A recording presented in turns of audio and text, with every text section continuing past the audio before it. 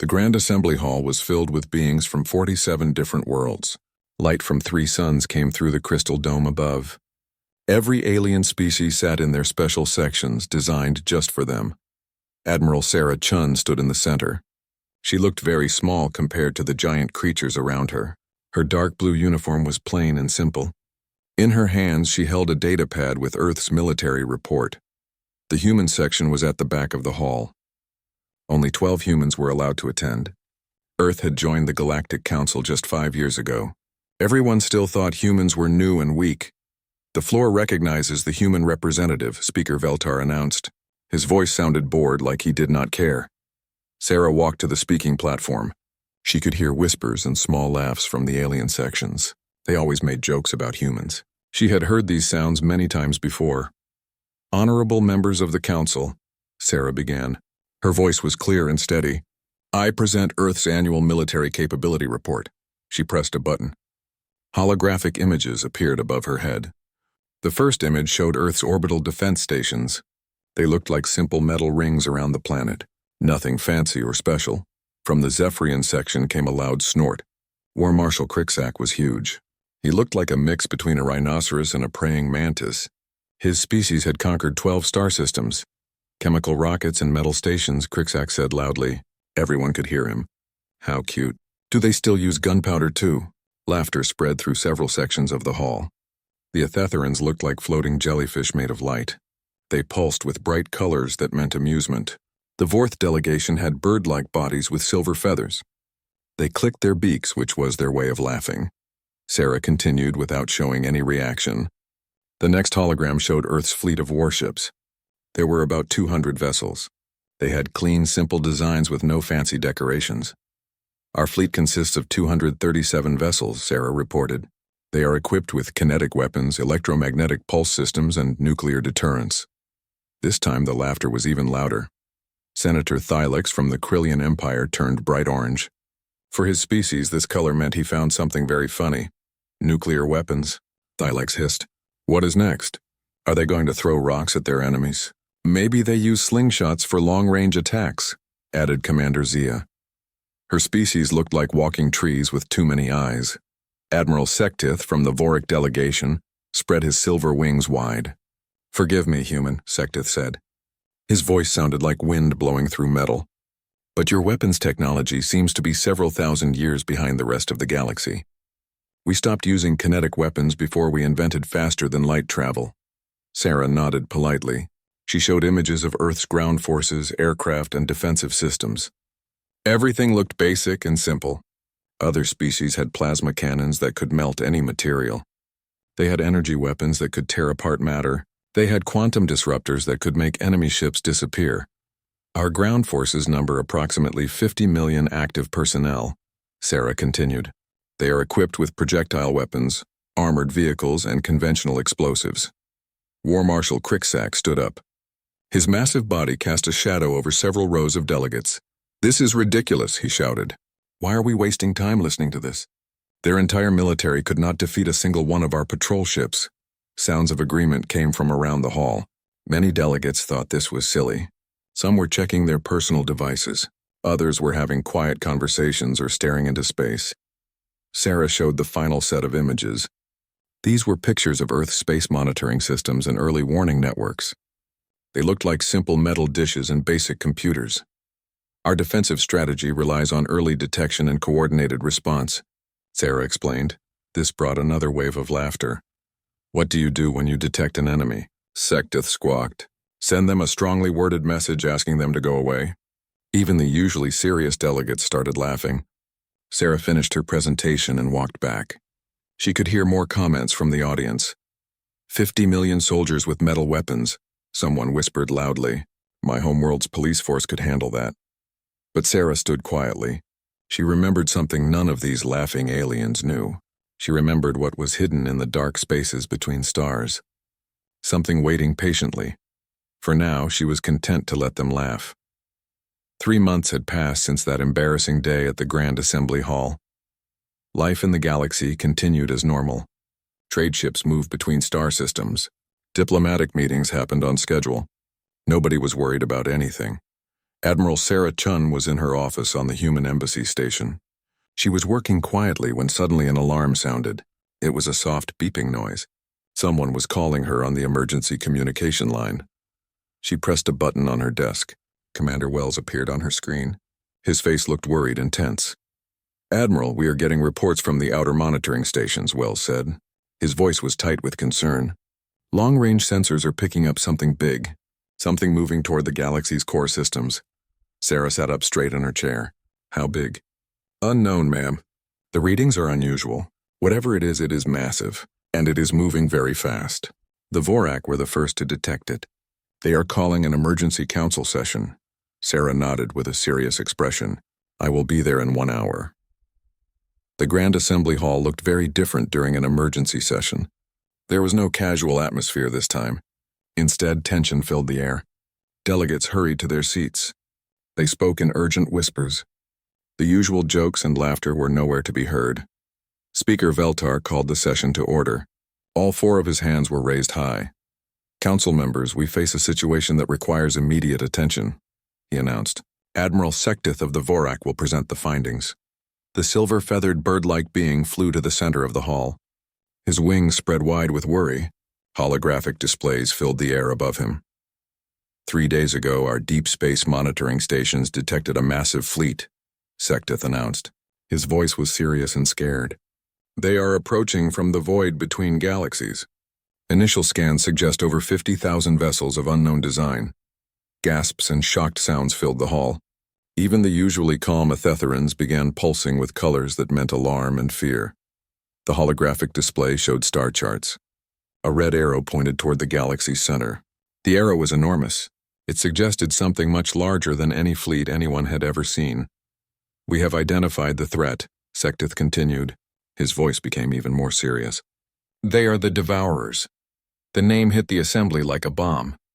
Several delegates stood up in shock. Others began talking frantically to their neighbors. The Devourers were spoken of in whispers throughout the galaxy. They were a legend. A nightmare story told to frighten children. War Marshal Crixack stood up. His massive body was trembling. "It might have been fear." "Are you certain?" Crixack asked. "The Devourers are just stories.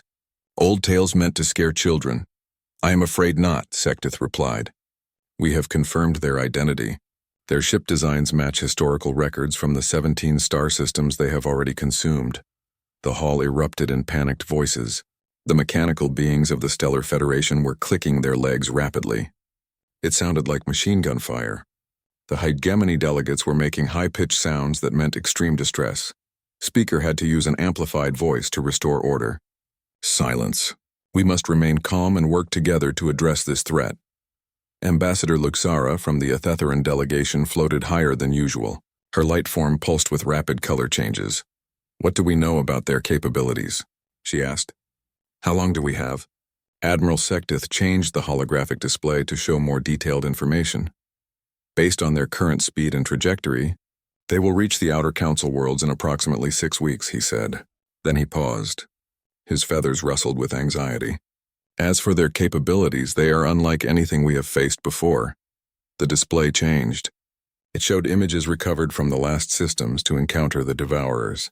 What the council members saw made many of them wish they had not looked. The Devourer ships were dark and angular. They seemed to absorb light rather than reflect it. They moved in perfect formation like parts of a single massive organism. But most terrifying of all were the planets they left behind. Where once there had been thriving worlds full of life, now there were only empty husks. Everything useful had been drained away. "They do not just conquer," Sektith explained. "They consume everything. Every bit of metal. Every drop of water. Every living thing. They strip planets down to bare rock. Then they move on to the next system." Senator Thylex from the Krillian Empire was the first to speak. His scales had turned deep purple. This color meant serious fear among his people. "What is our combined military strength compared to theirs?" Thylex asked. "Our total fleet strength across all council members is approximately 12,000 vessels," Sektith replied. "They have 50,000. But numbers alone do not tell the whole story. Their technology appears to be adaptive." "What does that mean?" demanded Commander Zia. "It means they learn from every attack," Sektith explained. Historical records show that weapons which work against them initially become useless after a few battles. They adapt their defenses in real time. The implications sank in slowly. The assembled delegates began to understand something terrible. They were not just outnumbered. They were facing an enemy that could evolve faster than they could change tactics. War Marshal Cricksack stood up again. This time there was no arrogance in his voice. "We must mobilize immediately," he said. "Every ship, every weapon, every soldier. This is a fight for the survival of our civilization." "Agreed," said Ambassador Luxara. "The Athetheran Collective will commit our entire fleet to the defense effort." One by one, the major military powers of the galaxy pledged their forces. The Vorak would provide their advanced reconnaissance ships. The Krillians would bring their quantum disruptors and heavy assault vessels. The Stellar Federation offered their planet-cracking torpedoes and shield technology. Even the smaller species promised to contribute what they could. As each species made their commitment, eyes gradually turned to the human section. Sarah Chun had been sitting quietly. She listened to the discussions without saying a word. Finally, Speaker Veltar addressed her directly. "Admiral Chun, what can Earth contribute to the defense effort?" Sarah stood up slowly. Around her, she could feel the mixture of hope and doubt from the other delegates. They needed every ship they could get.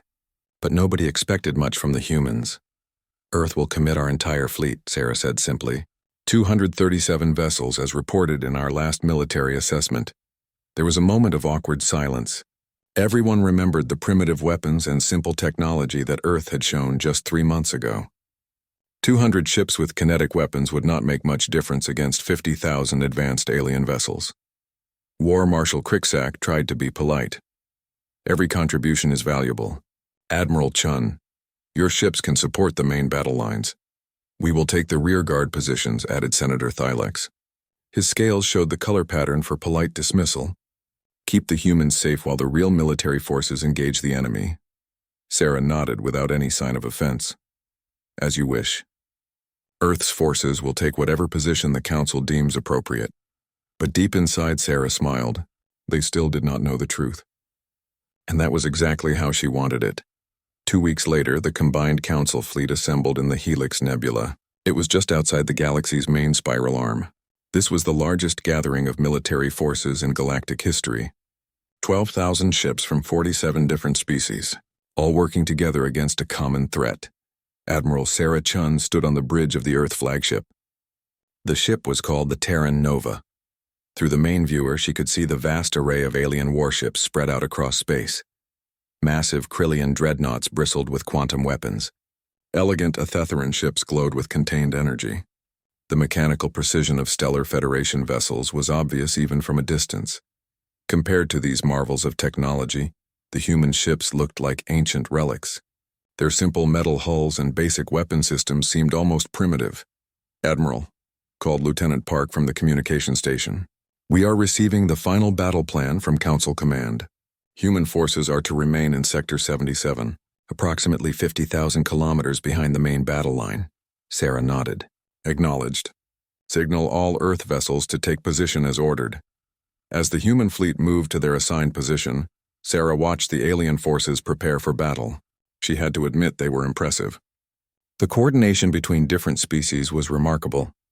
The sheer firepower they could bring to bear was staggering, but Sarah also remembered something else. She remembered the classified files locked away in the deepest vaults of Earth's military archives. Files that contained the real history of humanity's expansion into space. Files that told a very different story about human military capabilities. For now, those files would remain secret. Earth would play the role assigned to them. They would be the primitive species with simple weapons, staying safely in the rear while the advanced civilizations fought the real war. The first contact with Devourer scouts came 3 days later. Long-range sensors detected small groups of enemy ships. They were probing the edges of the Council formation. Admiral Sektith dispatched Vorthic reconnaissance vessels to investigate. The reports that came back were troubling. The Devourer ships moved in ways that seemed to ignore the normal laws of physics. They could accelerate and turn faster than should have been possible. Their hulls absorbed sensor scans. This made it difficult to get accurate readings on their capabilities. "They are testing us," reported Admiral Sektith during the daily command briefing. "Probing our formations, studying our tactics, They are learning about us before the main battle begins. War Marshal Cricksack was confident despite the troubling reports. Let them study us, he said. When our full fleet engages them, they will see what real military power looks like. The confidence was shared throughout the Council fleet. They had the best technology in the galaxy. They had tactical expertise built up over thousands of years of warfare. They had the advantage of fighting together on familiar ground. What they did not have was experience fighting an enemy that could adapt to any weapon or tactic within hours of encountering it. The main Devourer fleet arrived exactly when the calculations predicted. 50,000 dark ships emerged from the void. They looked like a spreading stain across the stars. They moved in perfect coordination. Their attack patterns were so complex that no organic mind could have devised them. The Council fleet moved to intercept them. 12,000 ships against 50,000. The odds were terrible. But the alien commanders were still confident. They had quality on their side, even if they lacked quantity. The first engagement began with long-range energy bombardment from the Athetheran ships. Beams of pure light lanced across space. They struck the leading edge of the Devourer formation. Several enemy ships were destroyed immediately.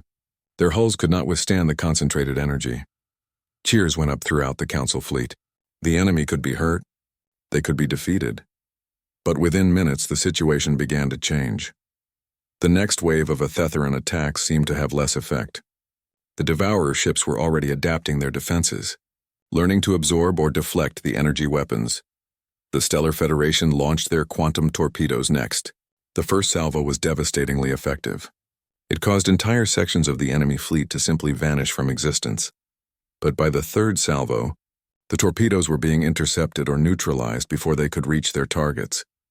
They are adapting faster than we anticipated, Admiral Sectith reported. His voice was tight with worry. Weapons that worked minutes ago are now useless.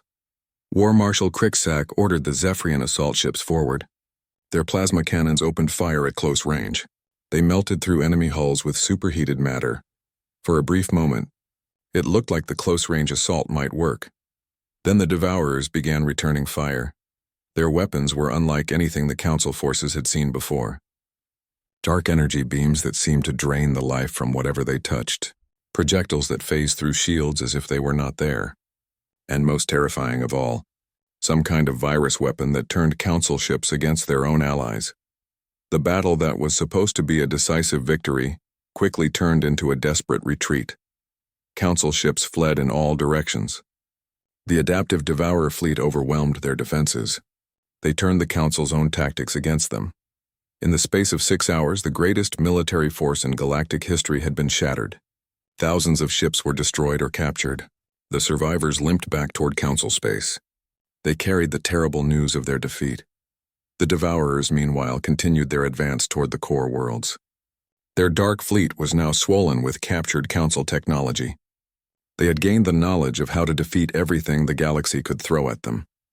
From her position in the rear guard, Admiral Sarah Chun watched the disaster unfold with growing concern.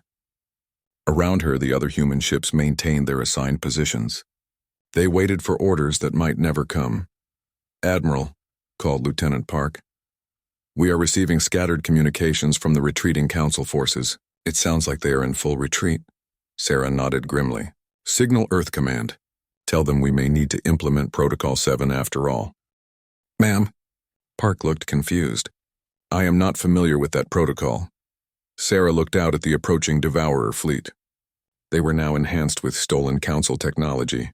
Their adaptive capabilities made them nearly unstoppable. "No reason you should be, Lieutenant," she replied quietly. "It has been classified for over 200 years. But I think it is time to dust off some very old files." She pressed a button on her command chair. A secure communication channel opened. It connected directly to Earth's highest military command. "This is Admiral Chun," she said calmly. "Authorization code Alpha Omega 773. I am requesting immediate deployment of the Strategic Defense Fleet. Full capabilities. No restrictions." There was a pause on the other end. Then a voice came through. It was calm and professional. "Confirmed, Admiral. The Strategic Defense Fleet is being activated. Estimated arrival at your position in 72 hours. Good hunting." Sarah closed the channel. She looked out at the retreating Council forces and the advancing Devourer armada. "Lieutenant Park," she said, "signal all human vessels. Tell them to maintain current positions and prepare for Phase 1 operations. What are Phase 1 operations, ma'am? Park asked. Sarah smiled for the first time since the battle began. It was not a happy smile. It was the smile of someone who knew a secret. A very big secret. You will see in 72 hours, Lieutenant. You will see. Around the bridge, the human crew worked quietly. They showed no panic, no fear. They moved with the calm efficiency of people who knew exactly what was coming next. The Council forces had been defeated. The Devourers were advancing, and the galaxy thought humanity's primitive fleet could do nothing to help. But in 72 hours, everything would change. In 72 hours, the galaxy would learn the truth about humanity, and the Devourers would face an enemy unlike anything they had ever encountered. 3 weeks had passed since the disaster at Helix Nebula. The mood in the Grand Assembly Hall was one of complete despair. Many seats were empty because their owners had died in the battle. Others were absent because their species were too busy evacuating their homeworlds to attend meetings. Speaker Veltar looked older and more tired than Sarah had ever seen him. His blue skin had taken on a gray tint. His forearms moved slowly as he called the session to order. Council members, Veltar began. His voice was heavy with defeat. We gather today to discuss our remaining options in the face of the Devourer advance. Admiral Sectith will provide the current tactical assessment. The Vorthic Admiral flew to the center platform. But his usual grace was gone. One of his wings had been damaged in the battle. He moved with obvious pain. His silver feathers were dulled and many were missing entirely. The situation is grave, Sectith reported. Our combined fleet has been reduced to fewer than 3,000 operational vessels. The Devourers have absorbed our technology and adapted to all of our weapons. They now possess quantum disruptors, energy weapons, and plasma cannons in addition to their original capabilities. Holographic displays showed the current positions of both fleets. The Devourer armada had grown to over 60,000 ships through captured Council vessels. It was moving steadily toward the core worlds. The remaining Council forces were scattered and retreating. How long until they reached the core systems? Asked Ambassador Luxara. The Athetheran's light had dimmed considerably. Her usual bright colors were muted with grief. At their current speed, approximately 2 weeks, Sectith replied. We have evacuation ships moving civilians from the outer colonies. But there simply is not enough time to save everyone. War Marshal Crixac stood up from his seat. The massive Zephyrian looked broken. His proud bearing was gone. It was replaced by the slouch of defeat. Nearly half of his species' fleet had been lost in the battle. What about the defensive installations around the core worlds? Crixac asked. Surely they can slow the advance. The Devourers have studied our defensive strategies, Sectith answered. They know how to neutralize our fixed installations. The platforms around Zentari Prime lasted less than 4 hours against their adapted weapons. Senator Thylex from the Krillian Empire spoke next. His scales had remained the deep purple of fear ever since the battle. Are we seriously considering surrender? Negotiating with these creatures? We have tried, replied Commander Zaya. They do not respond to any communications. They do not seem interested in anything except consumption. As far as we can tell, they view all organic life as nothing more than fuel for their expansion. The hall fell into depressed silence. These beings had ruled the galaxy for thousands of years. They had built vast civilizations, created incredible technologies, conquered countless challenges. Now they faced extinction at the hands of an enemy they could not understand or defeat. Perhaps, said one of the Quantum Collective representatives, we should focus on preserving what we can, seed ships to other galaxies, ensure that our cultures survive, even if our worlds do not. This suggestion sparked a brief discussion about evacuation plans and survival strategies. But everyone knew the truth. They did not have enough ships to evacuate more than a tiny fraction of the galaxy's population. Billions would die when the Devourers arrived. Admiral Sarah Chun had been sitting quietly through the entire session, listening to the despair and defeat in every voice. Finally, she stood up from her seat in the human section. Honored Speaker, Sarah said clearly, I request permission to address the Council. The hall turned to look at her. Some faces showed surprise that the human representative wanted to speak. Others showed polite resignation. They were willing to listen to anyone who might have an idea, no matter how unlikely. The floor recognizes Admiral Chun, Veltar said wearily. Sarah walked to the center platform, just as she had done 3 months earlier for her military presentation.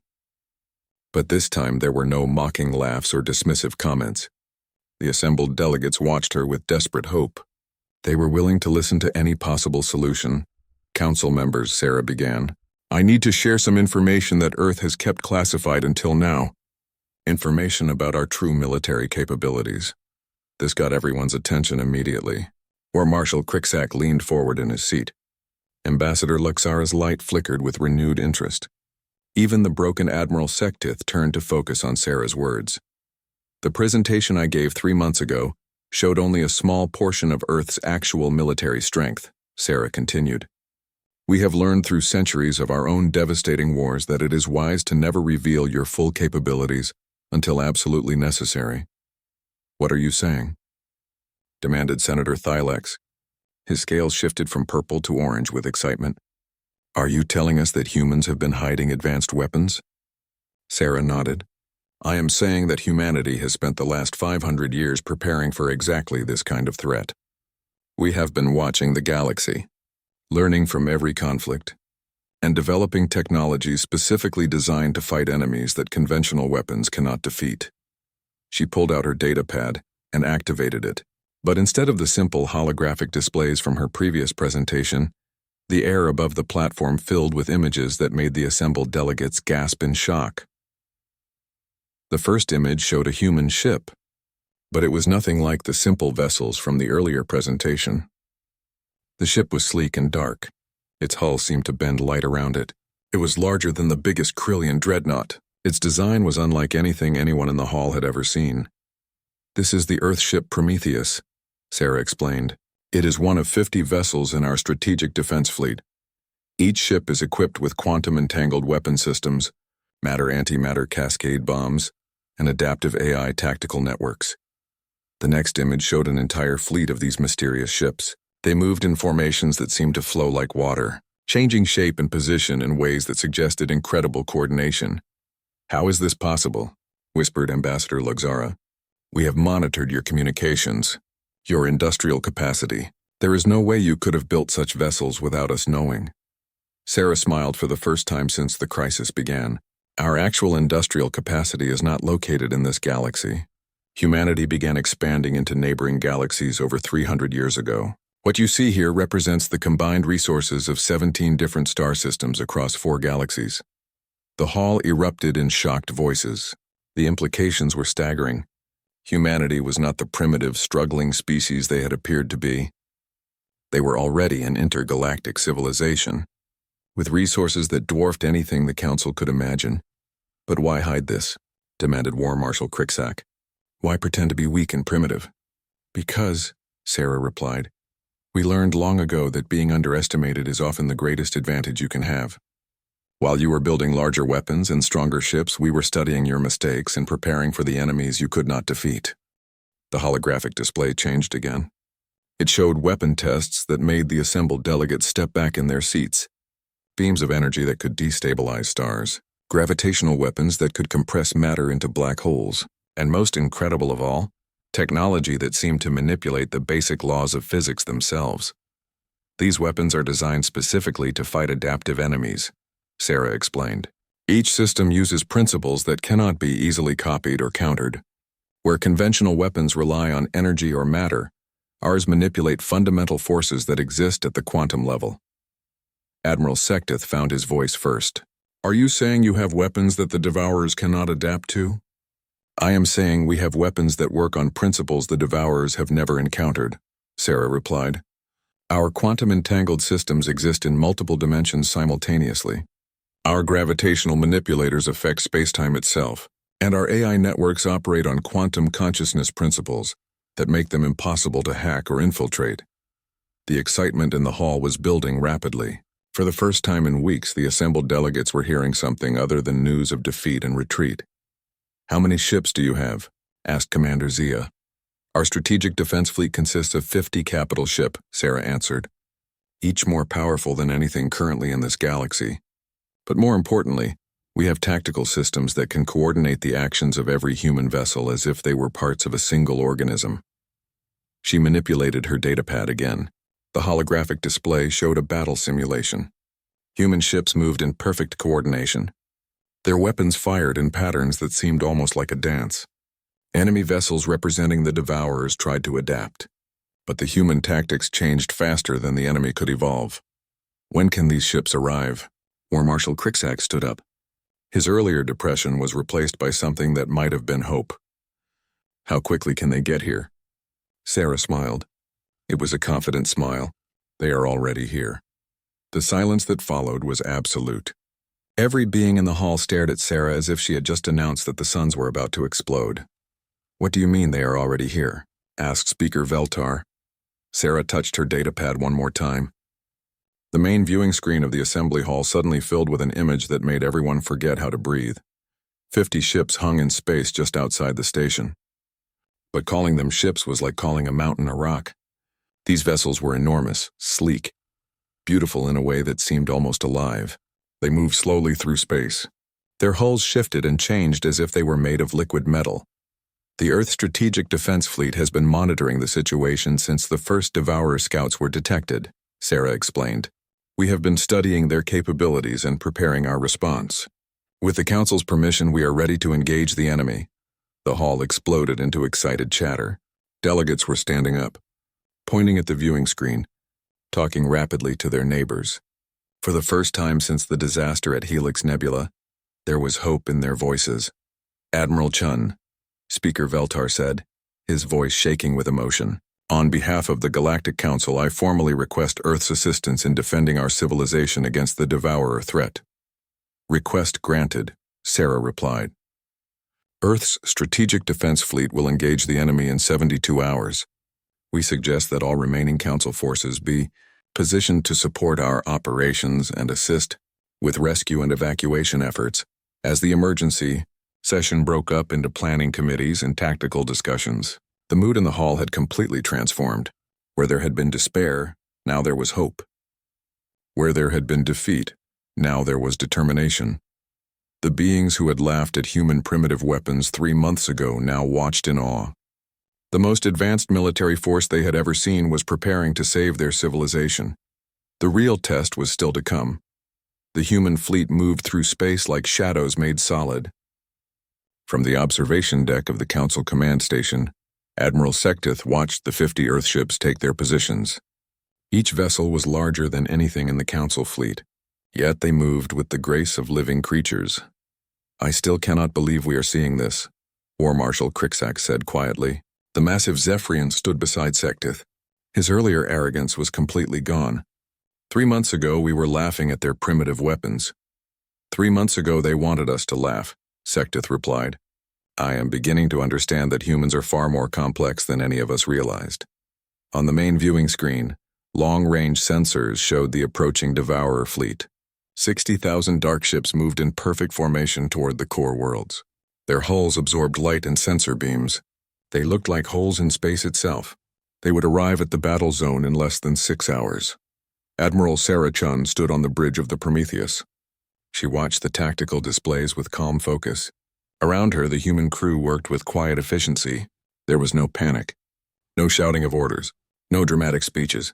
They moved like parts of a well-designed machine. Admiral, called Commander Torres from the tactical station, all ships report ready status. The quantum entanglement network is active and synchronized. Sarah nodded. Signal the Council fleet to take position at safe distance. Minimum 50,000 kilometers from the engagement zone. Ma'am, said Lieutenant Park. The Council commanders are requesting permission to assist with the attack. Negative, Sarah replied firmly. Their weapons are useless against adaptive enemies. Their presence would only give the Devourers more technology to steal. This battle must be fought with systems the enemy has never encountered. As the human fleet spread out into attack formation, something strange began to happen. The ships started to change. Their hulls shifted and flowed like liquid metal. What had looked like traditional vessels now appeared to be something alive and organic. From the Council observation station, Ambassador Luxara watched in fascination. Are those ships transforming themselves? It appears so, answered one of the Stellar Federation representatives. The hull configurations are shifting into patterns I have never seen before. The human ships continued to change, until they no longer looked like any vessel anyone had ever built. They resembled sea creatures from an alien ocean. flowing and undulating through space. Their surfaces rippled with energy patterns that seemed to pulse with their own heartbeat. "Devourer fleet detected," announced the sensor operator aboard the Prometheus. "Range 2 million kilometers and closing. Estimated time to contact 4 hours and 17 minutes. Sarah walked to the center of the bridge. She activated the ship's communication system. "All units, this is Admiral Chun. Initiate Phase 1 of Operation Silent Thunder. Begin quantum displacement." What happened next made the watching council delegates question everything they thought. They knew about physics. The human ships simply vanished. One moment they were visible on every sensor. The next moment they were gone completely. "Where did they go?" demanded War Marshal Cricksack.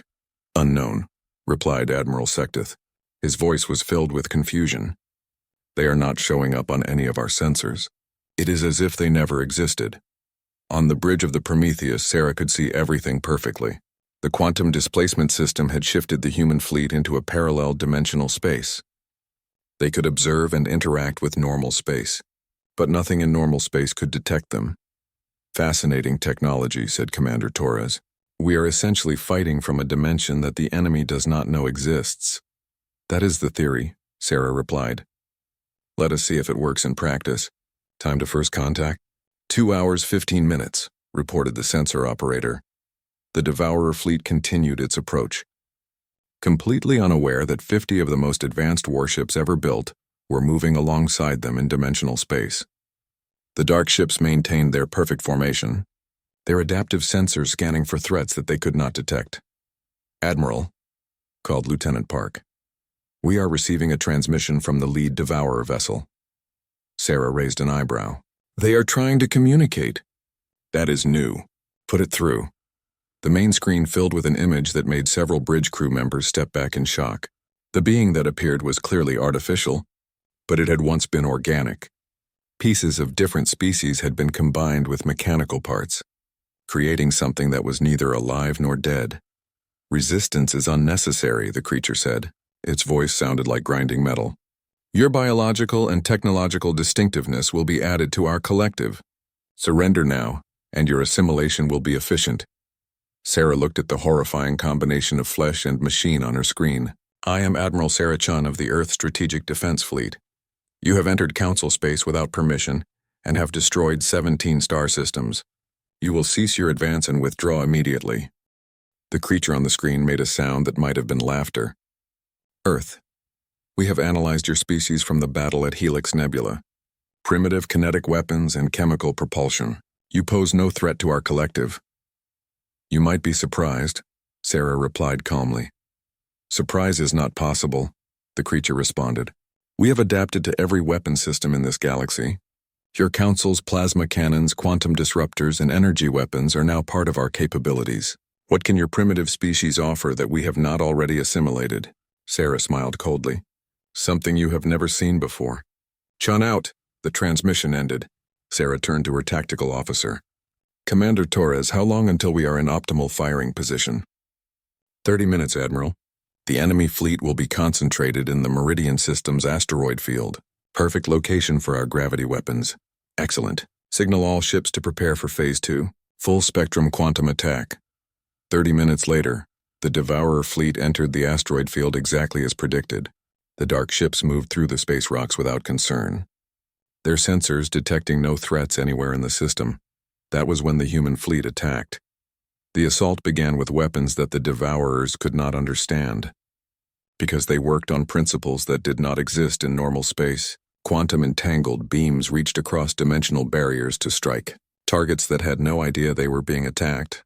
The first wave of Devourer ships simply ceased to exist. One moment they were flying through the asteroid field. The next moment they were gone. No explosion, no debris, no energy signature. They were there, and then they were not. What happened to them? The lead Devourer creature broadcast on all frequencies. Where did our ships go? The human fleet remained invisible as they continued their attack. Gravitational weapons reached out to grab clusters of enemy vessels. They compressed them into points of infinite density. Hundreds of ships were crushed into black holes so small they evaporated almost instantly. On the Council observation station, the watching delegates could only see the effects of the battle. Devourer ships were disappearing or being destroyed by weapons that produced no visible beams or explosions. It looked like the enemy fleet was being attacked by ghosts. "Incredible," whispered Senator Thylex. "The humans are winning and we cannot even see how they are doing it." The Devourers tried to adapt to the attack, but they could not adapt to weapons they could not detect. Their sensors showed no enemy ships, no energy signatures, no incoming projectiles. Their fleet was being destroyed by forces that seemed to come from empty space. "All units," came Sarah's voice over the human fleet communication system. "Initiate Phase 3, Reality Anchor Deployment." What happened next was beyond anything the Council delegates could have imagined. The human ships began to manipulate space and time itself. They created pockets of altered physics where the laws of nature worked differently. Inside these reality anchors, the Devourer's adaptive technology simply stopped functioning. Ships that had been invulnerable to every weapon in the galaxy suddenly found themselves vulnerable to basic kinetic force. Their advanced hulls became as fragile as paper. Their powerful shields became useless decorations. "Impossible," the lead Devourer creature broadcast. Its voice now showed something that might have been fear. "Our adaptive matrices are failing. We cannot analyze the attack vectors." "That is because there are no attack vectors," Sarah replied, her fleet still invisible to enemy sensors. "We are not attacking you with weapons. We are changing the fundamental nature of reality around you." The Devourer fleet tried to retreat, but the human ships had surrounded them completely in dimensional space. Every escape route was blocked by vessels that could not be detected or targeted. "How are you doing this?" the Devourer creature demanded. "What technology are you using?" "Technology you cannot steal because it does not exist in your universe," Sarah answered. "We are fighting you from a dimension you cannot enter, using principles your collective consciousness cannot comprehend." The battle continued for 3 more hours. But the outcome was never in doubt. The Devourers had built their entire strategy around adapting to conventional weapons and tactics. They had no defense against enemies who could rewrite the laws of physics or attack from parallel dimensions. One by one, the dark ships were destroyed or captured. Some were compressed into gravitational singularities. Others were dissolved at the molecular level by quantum disintegration beams. A few were simply transported to empty regions of space where they would drift harmlessly for eternity. But the most remarkable part of the battle came near the end. When the human fleet began to do something unprecedented, instead of simply destroying the remaining Devourer ships, they began to reverse the damage the enemy had caused. "Phase 4 initiated," Sarah announced. "Molecular reconstruction and life restoration protocols are now active." The human ships began to rebuild everything the Devourers had destroyed. Broken Council vessels were reconstructed from their scattered atoms. Dead crew members were restored to life using genetic templates stored in quantum memory banks.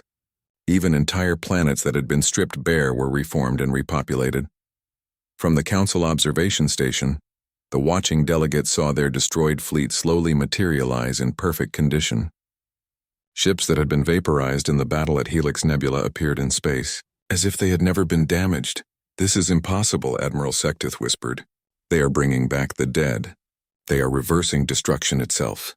"Not reversing," corrected Ambassador Luxera. Her light pulsed with amazement. "Rebuilding. They are rebuilding everything from nothing." On the bridge of the Prometheus, Sarah watched the reconstruction process with satisfaction. "How many Council vessels have been restored, Commander Torres?" "All of them, Admiral.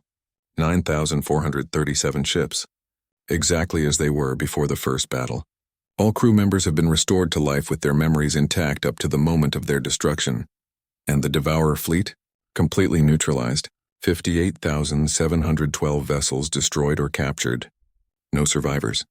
But we have extracted their entire database of consumed civilizations. The reconstruction protocols can restore every species they have assimilated over the past 1,000 years." Sarah nodded with grim satisfaction. "Signal the Council fleet. Tell them they can return to normal space. The threat has been eliminated." As the human fleet emerged from dimensional space, they appeared around the remnants of the Devourer armada like avenging angels made of metal and light. The enemy ships that remained were dead hulks drifting in space, their adaptive technology permanently disabled. "Admiral Chun," came a transmission from the Council command station. This was Speaker Veltar. "On behalf of the entire Galactic Council, how do we even begin to thank you?" Sarah's voice came back calm and steady. No thanks necessary, Speaker. We did what we came here to do. The galaxy is safe. But the reconstruction, the restoration of our lost ships and people, how is such a thing possible? When you can manipulate matter and energy at the quantum level, Sarah replied, death becomes just another engineering problem to solve. The human fleet began to form up for departure. Their mission complete. The crisis that had threatened to destroy galactic civilization had been ended in a single battle. A battle that most observers could not even see. The galaxy was safe. But now, a new question emerged in everyone's minds. If humanity could do all of this, what else were they capable of? And more importantly, what would happen next? 1 week after the Silent War, the Grand Assembly Hall looked different than it ever had before. The same crystal dome stretched overhead. The same curved seating arrangements held representatives from all 47 member species. But the atmosphere was completely changed. Where once there had been casual chatter and easy laughter, now there was respectful silence. Where delegates had once lounged in their seats with comfortable arrogance, now they sat straight with careful attention. Every eye in the hall was focused on the human section, where Admiral Sarah Chun sat quietly among her small delegation. Speaker Veltar called the session to order with more formality than anyone had ever seen from him. His forearms moved with precise ceremony as he addressed the assembly. Council members, Veltar began, we gather today to discuss the new realities of galactic security following the defeat of the Devourer threat. The floor recognizes Admiral Sarah Chun of Earth. Sarah stood and walked to the center platform, just as she had done twice before in the same hall. But this time her footsteps echoed in complete silence. No one whispered. No one laughed. No one even seemed to breathe as she took her position. Honored delegates, Sarah began. I want to start by addressing the questions that I know are on everyone's minds. How long has humanity possessed these capabilities? Why did we hide them? And what does this mean for the future of the Galactic Council? She paused and looked around the hall. Faces showed mixtures of awe, fear, gratitude, and uncertainty. To answer the first question, Sarah continued, humanity has been developing these technologies for over 400 years. We began serious research into dimensional warfare and quantum manipulation shortly after we achieved faster-than-light travel. Admiral Sektith raised a wing to speak. Admiral Chun, our records show that humanity achieved FTL travel only 60 years ago. How is it possible that you have been researching these technologies for 4 centuries? Sarah nodded. She had expected this question. Because humanity achieved FTL travel over 500 years ago. Not 60? What you detected 60 years ago was our first contact mission to this galaxy. We had been exploring other galaxies for centuries before we ever made contact with the Council.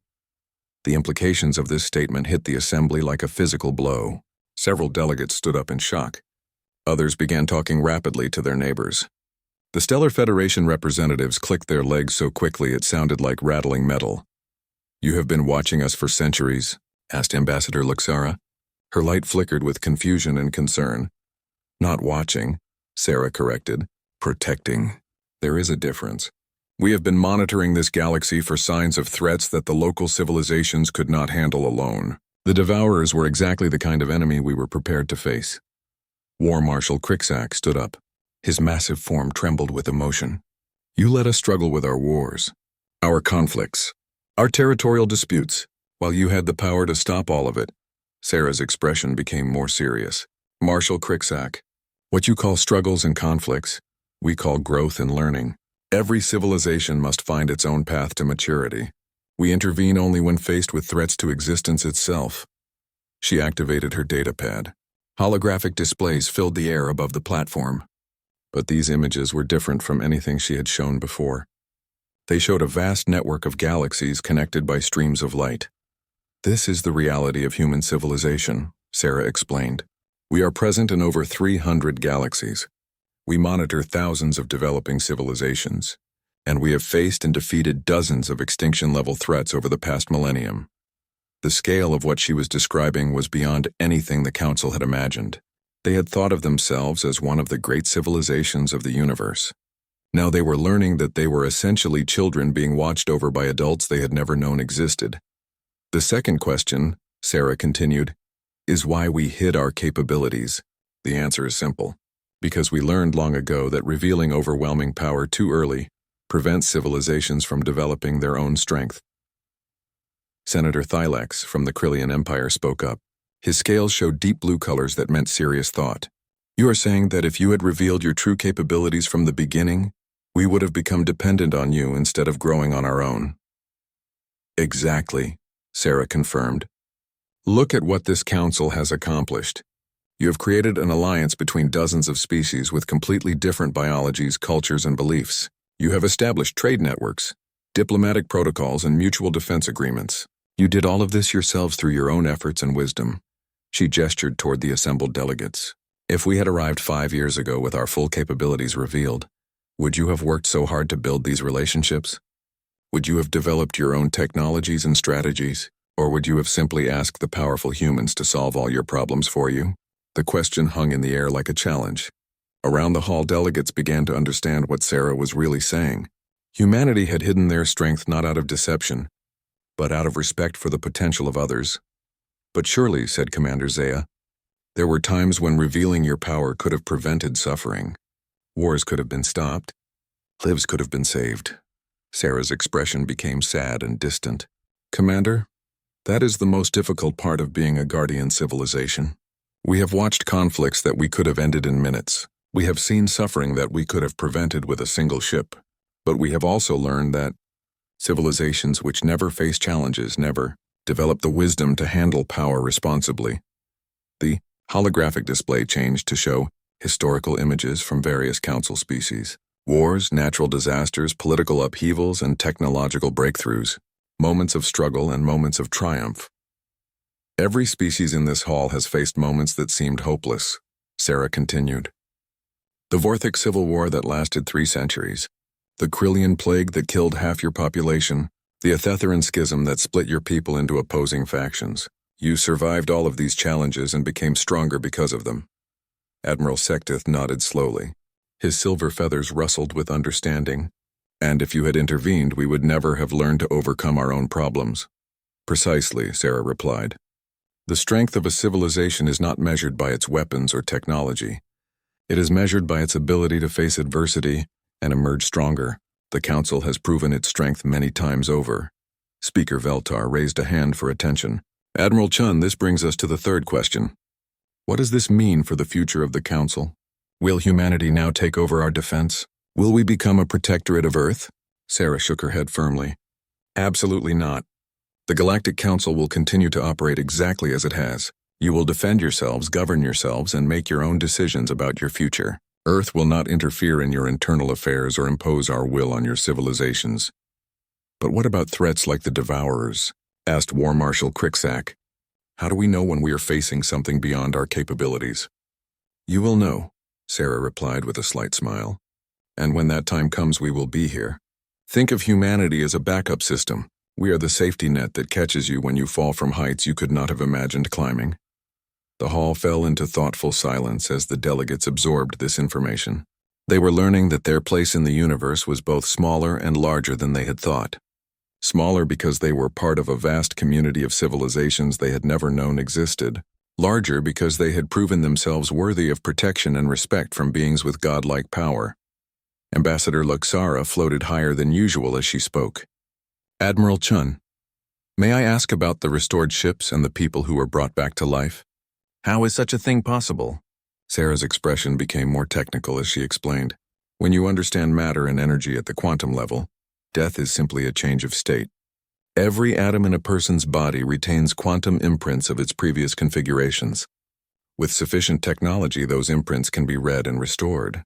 But their memories, their personalities, started Senator Thylax.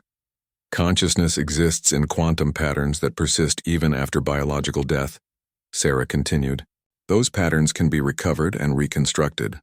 The people we restored are exactly who they were before. With all their memories and experiences intact, the implications were staggering. If humanity could bring back the dead, if they could rebuild entire civilizations from nothing, what else could they do? What other powers were they keeping hidden? As if reading their thoughts, Sarah addressed their unspoken concerns. I know what you are thinking. If we can do all of this, what else are we hiding? What other capabilities do we possess? The answer is that our technological abilities are limited only by our imagination and our sense of responsibility.